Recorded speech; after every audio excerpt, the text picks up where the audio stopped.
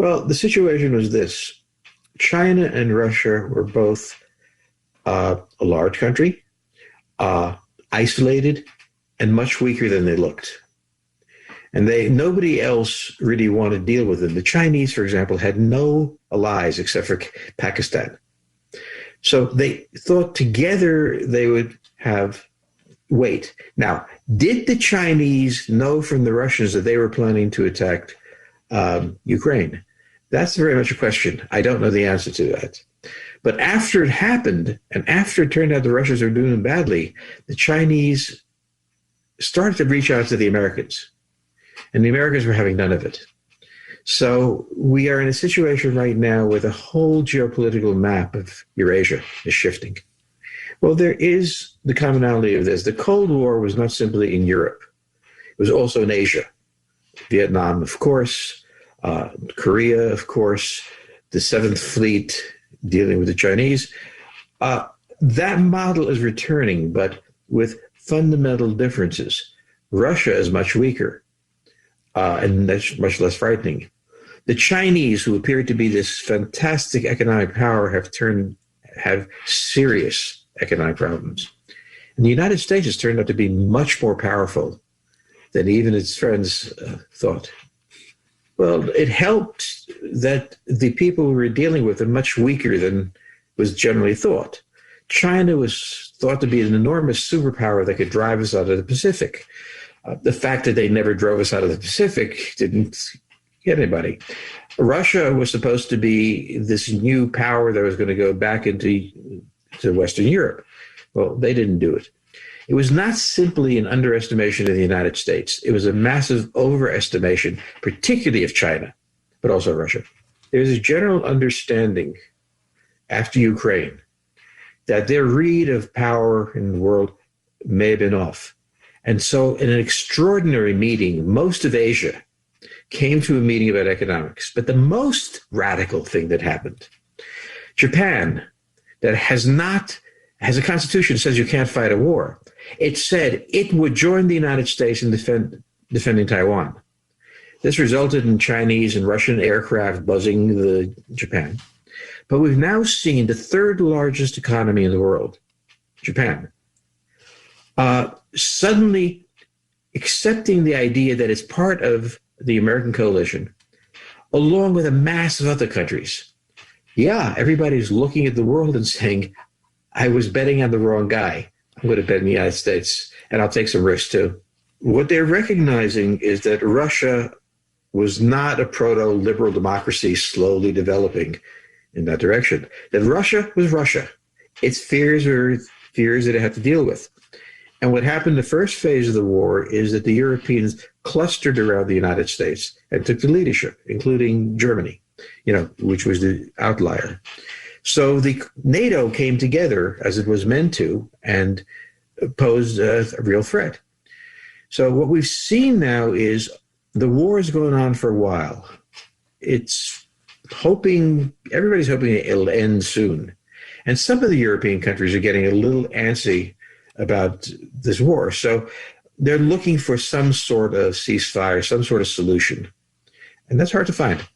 Not yet, but it's recognizing a couple of things. First, that it can't simply depend on the United States. It has to be an ally of the United States. It has a substantial military. It's the third largest economy, and it doesn't have China's internal problems. China's economy has problems right now. Cities are being shut down and everything. So Japan is much more stable. Historically, Japan has been the dominant power in Asia.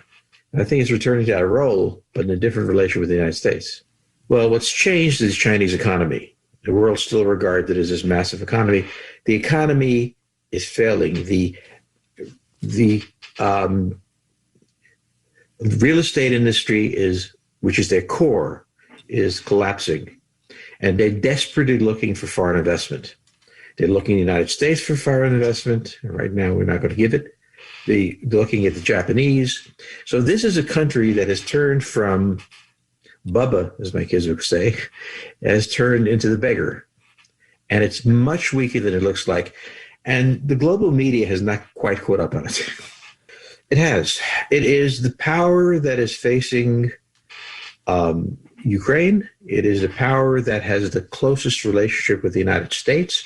And Germany, you have to remember, recovered from World War II because of the U.S. basing of troops there. Money poured into Germany. That money is pouring now into Poland. Now, it's far from an economic power, but it's certainly one of the most vibrant countries in Europe and fearless. Unlike the rest of Europe, that's quite careful, cautious. The Poles are saying, let us in, we'll go. Well, right now, I think the European Union would be terrified if Poland was not part of the European Union. It has shown itself to be so aggressive, so self-confident, so capable, that Germany would not feel very comfortable with a non-EU Poland sitting on its eastern border. What he wanted, he achieved. He brought the Muslims into the coalition with the secularists. Remember, when he came to power, there's a rise of radical Islam. He recognized that this would tear the country apart. He solved the problem.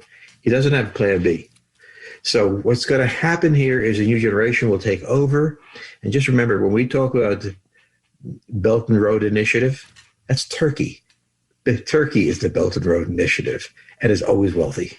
They were angry about it more for pride than for need. But right now, I don't think they want to be part of the EU with its regulations and rules. They are going to be redefining themselves now in the next decade. And becoming part of the EU means a kind of prison of what you can do and what you can't do. They want to be the link between Asia and Europe, which they historically were, going back centuries. And that is a very profitable place to be. And so I think they want to be between the two.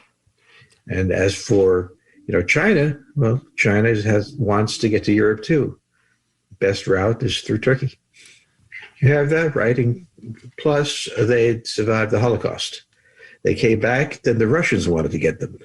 So they escaped to Vienna, and Vienna was divided into 4 zones at the time, like Berlin was. And they certainly looked for the American zone and found it. Well, I mean, I don't remember it as a small child. I was back in Vienna several times, and it's unchanging. It grows a little, it contracts a little, but basically it is what it is. And it is an underpopulated city. It could be a great city, but they don't want it. They want to retain Vienna as it is. It's cautious and it's frightened.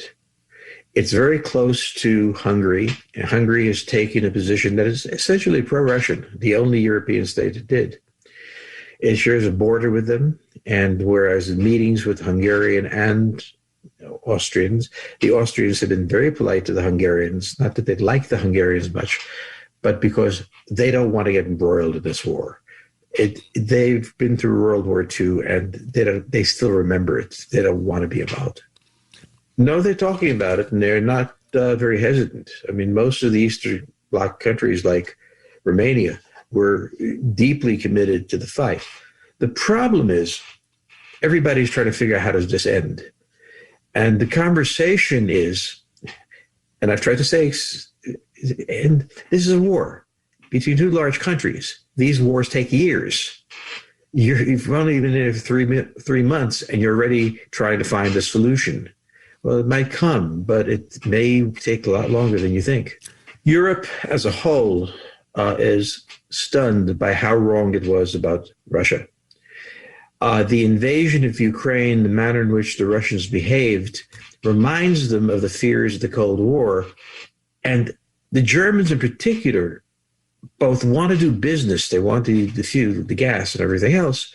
But at the same time, they're looking at it and saying, well, the way we feared them in the Cold War is the way they are. They haven't changed, except for this. They're doing much more badly than we thought they would. The United States is an enormously powerful position. It is the leader. It is the leader of the European bloc, leader of Ukraine.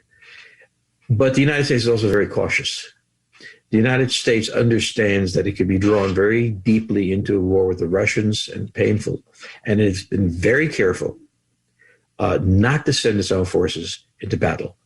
Ukrainian forces had to fight, were willing to fight, and the U.S. provided tremendous weaponry for them to fight the Russians to a standstill, but we do not intend to put our own forces into the battle. For that sort of ceasefire to happen, the Ukrainians would have to accept that they lost the war to the extent that some part of the Ukraine would not be under their control. They don't think they have to do that because they think they're winning. The Russians, on the other hand, don't think they can afford to do that, or at least Putin doesn't afford to do that. So the really important question here is, there's been a lot of discussion, does Putin survive this or not? If Putin survives, he will continue fighting. But if he falls, I think the Russians very rapidly are going to find a withdrawal in their best interests.